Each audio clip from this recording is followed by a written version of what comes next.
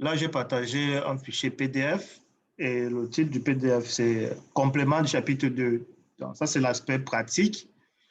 Le dernier TP vous oblige à utiliser les appels système exe et il y en a 6 en tout. Okay? Donc, il y a les appels système au nombre de 6. Ce sont des variantes de l'appel système exe. La différence ne réside qu'au nombre des arguments. Okay? Donc, la différence est beaucoup plus dans le nombre de comment est-ce qu'on passe les arguments à l'appel de la primitive exe. Lorsque vous faites exe avec elle, vous devez mettre le chemin de l'exécutable que vous souhaitez exécuter, suivi de la liste des arguments. Okay. Vous voyez que c'est... il y a exe avec V, vous devez passer le nom de l'exécutable, suivi d'un tableau qui correspond à la liste des arguments. Vous voyez que dans le premier appel, on passe les arguments, on les sépare par les virgules. Tandis que dans le deuxième appel, on va passer les arguments sous forme de tableau. Okay. Il y a avec le L, il y a avec le P, il y a avec exe VP. SVP, vous allez passer le nom du fichier. OK. Et puis exe VE. Donc, un code, après l'appel à l'une de ces fonctions, ne sera jamais exécuté, sauf en cas d'erreur. Nous décrivons ici les appels système exe-v et exe-lp. Donc, lorsque vous appelez exe et vous passez le nom ou le chemin du code à exécuter, tout le code qui viendra après ne pourra plus s'exécuter. OK? Donc, exe avec V, qui prend en paramètre le chemin de l'exécutable suivi d'un tableau d'arguments. Cette fonction recouvre le processus avec l'exécutable indiqué par la chaîne de caractères. OK? Et argument est un tableau de caractères contenant les arguments à passer à l'exécutable. Le dernier élément du tableau doit contenir nul. OK? Le premier est la chaîne de caractères qui sera passée, par exemple PS, et par conversion, on y met le nom de l'exécutable. C'est-à-dire que quand vous allez appeler exe avec V, vous allez mettre le nom de l'exécutable. C'est en quelque sorte la commande que vous aurez saisie sur votre shell. Donc, si je saisis par exemple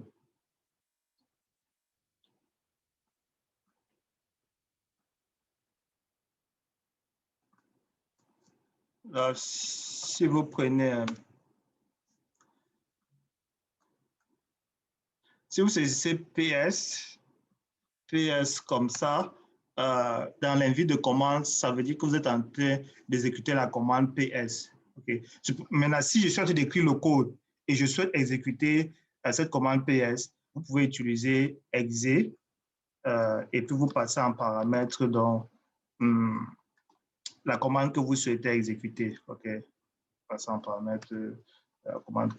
Là, en fait, je ne peux pas valider puisque ce code ne marche que lorsque je suis dans le code. C'est-à-dire que quand je suis en train d'écrire mon fichier, alors je peux faire appel à exe-v pour exécuter la commande PS.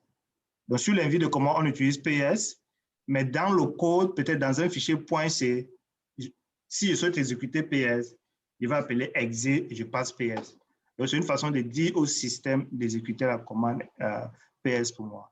Si vous avez PS et vous voulez passer les arguments, comme les arguments AX, parce que là, si j'appelle PS et je passe, AUX est considéré comme des arguments à l'appel de l'appel PS. Donc, du coup, pour reproduire ça, je vais faire exe. Je vais passer en paramètre mon PS là, suivi de mon tableau d'arguments. C'est-à-dire, je vais passer A, je vais passer U et je vais passer X.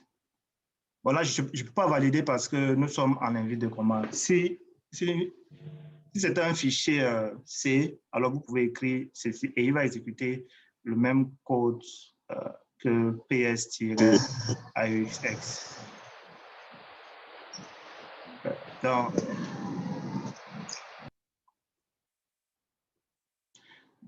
Donc, ça, c'est le nom de la commande. Ça, ce sont les arguments de la commande.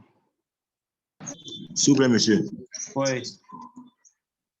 Tout ce que vous venez de saisir sur le terminal, moi, je n'ai pas vu cela. Ce que j'ai saisi sur le terminal? Oui. J'ai partagé le terminal, donc. Oui, monsieur, vous avez partagé, mais le terminal, ça affiche juste l'onglet du terminal, mais nous ne voyons rien de tout ce que vous saisissez. OK. Donc, là, vous ne voyez pas le terminal. Là, à présent, là. À présent, je vois juste l'onglet du terminal dans le système d'exploitation Ubuntu, mais pas du tout le code que vous avez saisi. OK. Wow. Là, maintenant, je viens de voir. Là, vous voyez le terminal. Là, oui, monsieur, là, maintenant, je vois le pôle, route, OK. tout ce que... Mais je n'ai pas vu ce que vous avez tapé préalablement. OK. Là, maintenant, vous voyez le terminal. OK. Je ne sais pas pourquoi ça ne s'affichait pas avant. Sûrement Zoom. Donc, ce que je disais, c'est si vous saisissez ls, ls c'est une commande qui permet de lister. Tout le monde voit mon terminal. Quand je saisis ls, ça veut dire que je liste le contenu du répertoire dans lequel je suis. Mais je peux saisir ls-l. Si je fais ls-l, vous voyez qu'il me liste les arguments. Il me liste les dossiers suivis des propriétés, par exemple, qui est le propriétaire de ce fichier ou bien dossier, la date de création, ainsi de suite. Est-ce que c'est un exécutable? Est-ce que c'est un répertoire? D, c'est pour dire que c'est un répertoire directory. R, c'est pour dire que c'est lisible, c'est read. W, c'est pour write. X, c'est pour exécutable, ainsi de suite. Donc, si vous faites -L, vous êtes en train de passer des arguments à votre appel système ls. Donc, ça, c'est une commande. Si je fais ps et -a, je suis en train de passer un argument a. Je peux faire u. Là, je passe un argument, je passe deux arguments a et u. Ou je peux faire AUX. Là, je suis en train de passer trois arguments. J'espère que vous voyez la commande que je suis en train de saisir. Donc, la commande même en question, la commande, c'est la commande PS. C'est une commande qui permet de lister les processus qui sont en cours dans votre machine, en cours d'exécution. Donc, PS, c'est la commande et AUX, ce sont des arguments. Donc, si je veux reproduire ce comportement dans un fichier, je suis peut-être dans Gedit, je vais ouvrir, disons peut-être, j'ai ce fichier-là.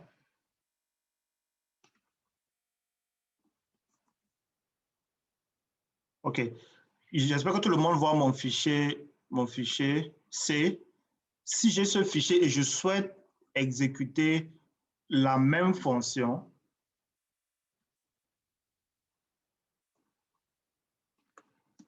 et j'ai int-min, je ne peux pas dire ps-aux. C'est fait ps.aux. Ça, c'est un fichier texte. J'espère que tout le monde voit mon fichier texte là. C'est un fichier qui contient du code C, mais ce code C, ce n'est pas l'invite de la commande. Il faut dire à la machine d'exécuter ps-aux comme étant une commande à envoyer au système. On fait cela en utilisant les variantes exe. OK? Maintenant, il y a exe-v, exe-lp, et ainsi de suite. OK? Et le nom de la fonction, le nom de l'argument, ça va être ps. En fait, le nom de votre fonction, c'est ps. Et le reste peut être considéré comme des arguments. Peut-être a, ceci. Ouais. Là, vous êtes en train de dire, exécute-moi la commande ps en passant en argument AUX. C'est que vous comprenez un peu ce que je dis là. OK? Donc, on revient dans notre... C'est bon? Monsieur, s'il vous plaît. Oui. Comment on ouvre Gedit sur le terminal? Tu tapes Gedit suivi du nom du... En fait, si tu tapes Gedit, il va ouvrir Gedit avec Gedit simplement. Et le fichier n'aura pas de nom. Mais si tu tapes Gedit suivi du nom du fichier, il va créer un fichier qui porte son nom. Donc, par exemple, ici, j'ai saisi Gedit suivi du nom du fichier appel système.c.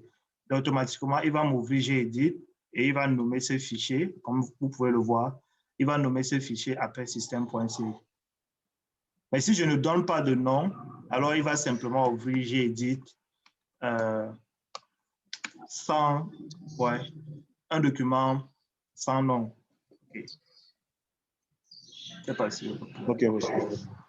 Donc là, j'ai ouvert avec, j'ai nommé, et plus tard, je peux save. Venons dans...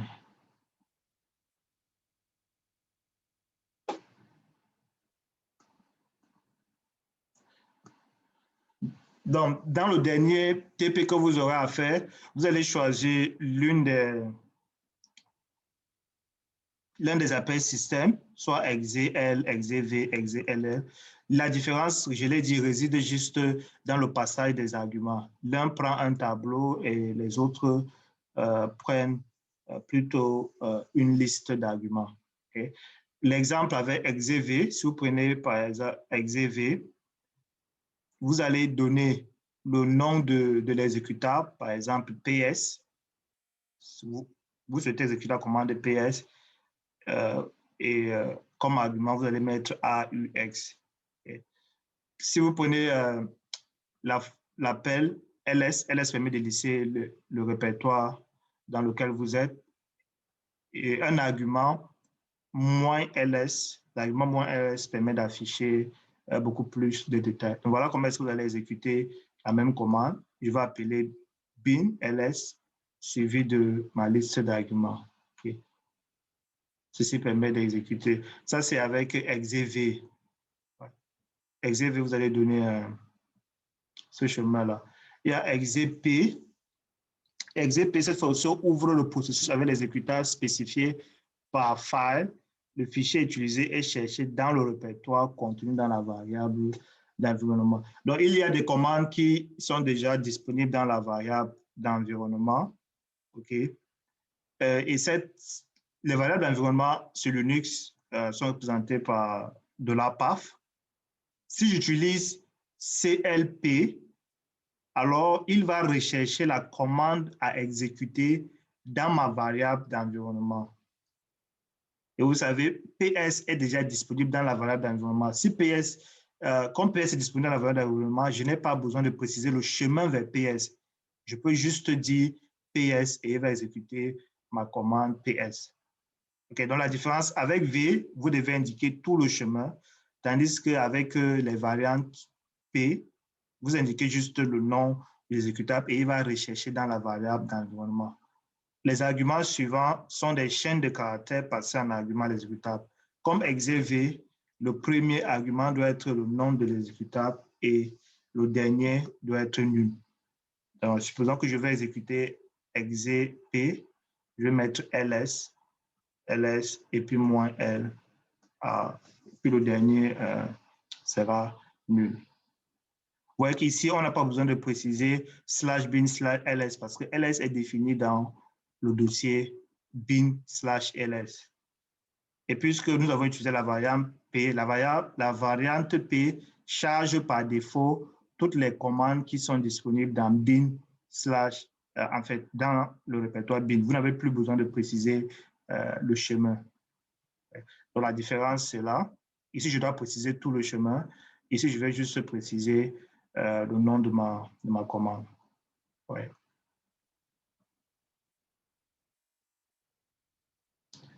Voici un exemple complet ici.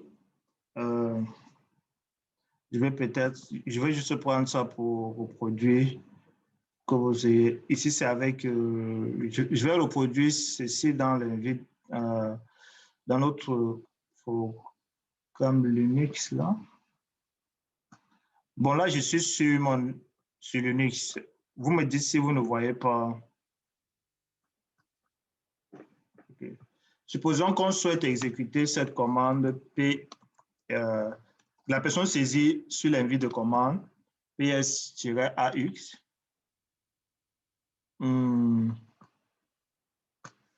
ps-aux nous produit ceci. Mais vous voulez plutôt écrire un code C qui permet de reproduire le comportement de ps-aux.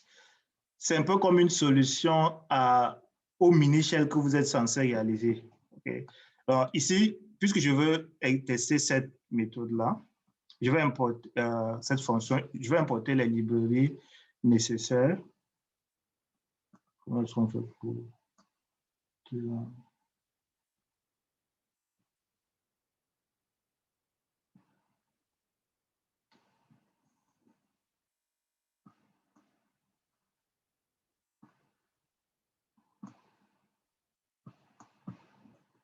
OK, je vais importer std libre.h et puis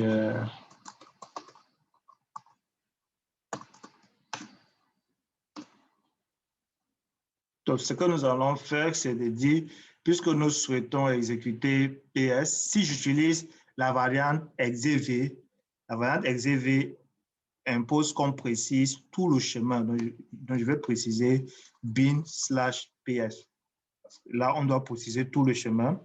Et ensuite, comme c'est la variante exev, vous devez passer les arguments sous la forme d'un tableau d'arguments. Je vais plutôt déclarer ma variable ici, char étoile, OK, de 3, par exemple. Et le premier argument, nous avons du premier argument doit être le nom de votre fonction que vous souhaitez appeler. Qu'est-ce qu'ils sont en train de... OK, 0, c'est le premier.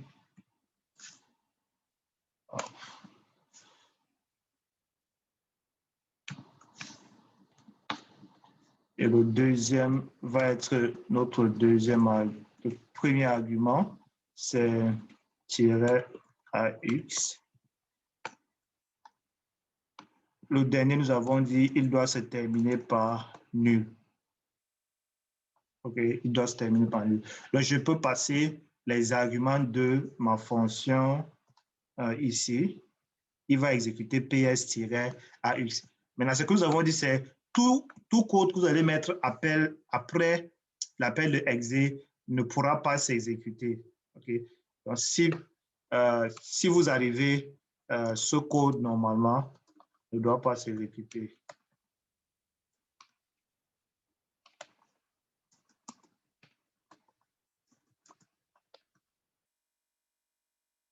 OK, donc...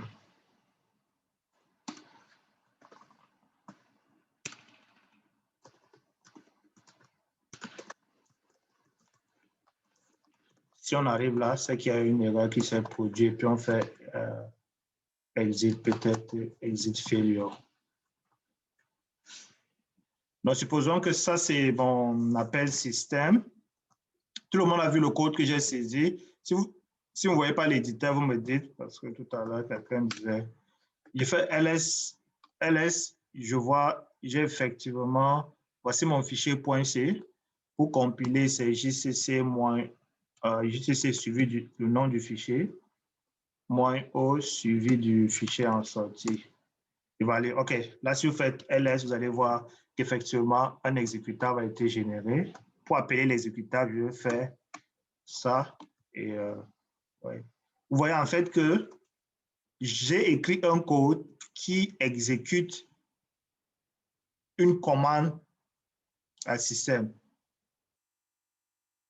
Est-ce que vous voyez bien que là, je ne suis pas en train de faire ps-AX, je suis plutôt en train d'appeler mon code.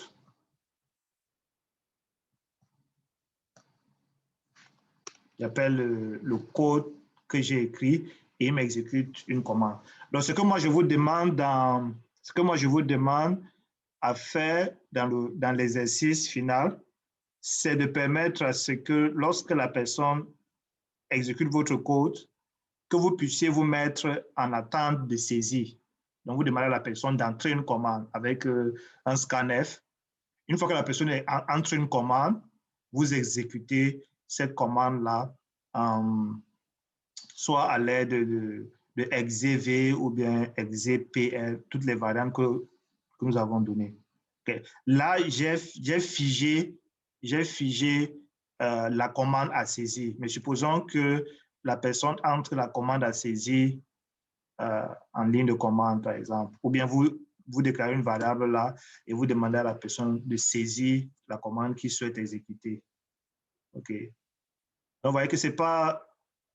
Il suffit de déclarer votre peut-être chat étoile commande et vous faites un scanner. Parce que si je fais scanner, je demande à la personne de saisir la commande.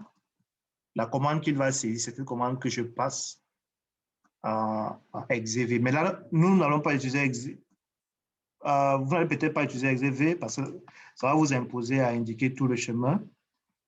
Et la variante qui sera peut-être conseillée, c'est simplement la variante avec PL. Okay. La variante avec PL, exe, LP, lui, vous n'avez pas besoin de préciser tout le chemin. Okay. Je sais qu'il y a certains qui ne sont pas familiers avec le système Linux. Donc, ce qui se passe, c'est si vous êtes dans le répertoire bin, okay, le répertoire bin possède un certain nombre de commandes. Vous voyez les commandes qui se sont affichées là. Donc, si je suis dans bin, voici toutes les commandes que je peux saisir dans mon invite de commande. Okay, ça, c'est tout ce qu'il y a dans le bin. Un instant là, CFR.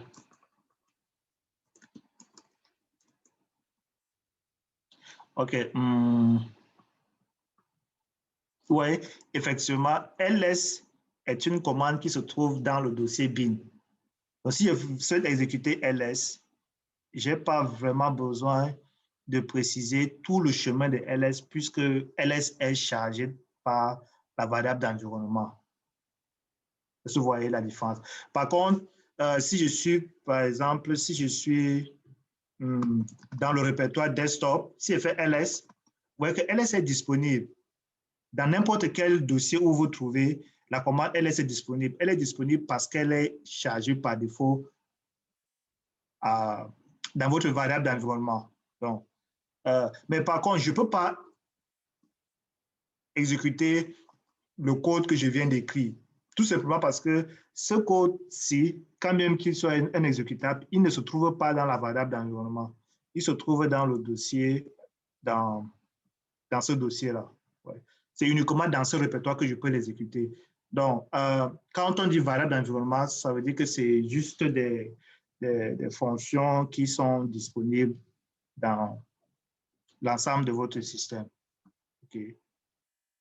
Pour le moment, la plupart sont chargés dans le bin. Et voilà.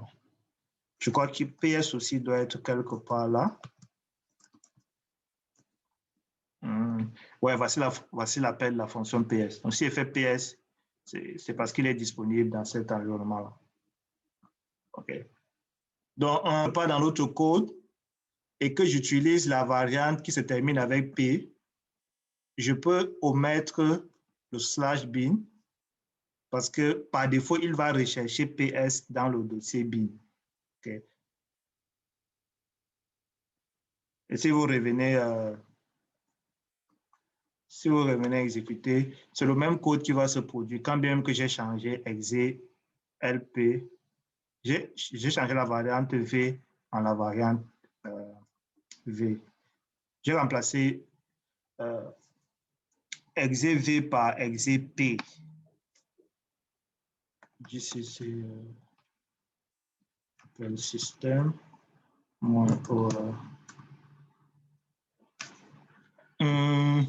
OK, regardez que l'appel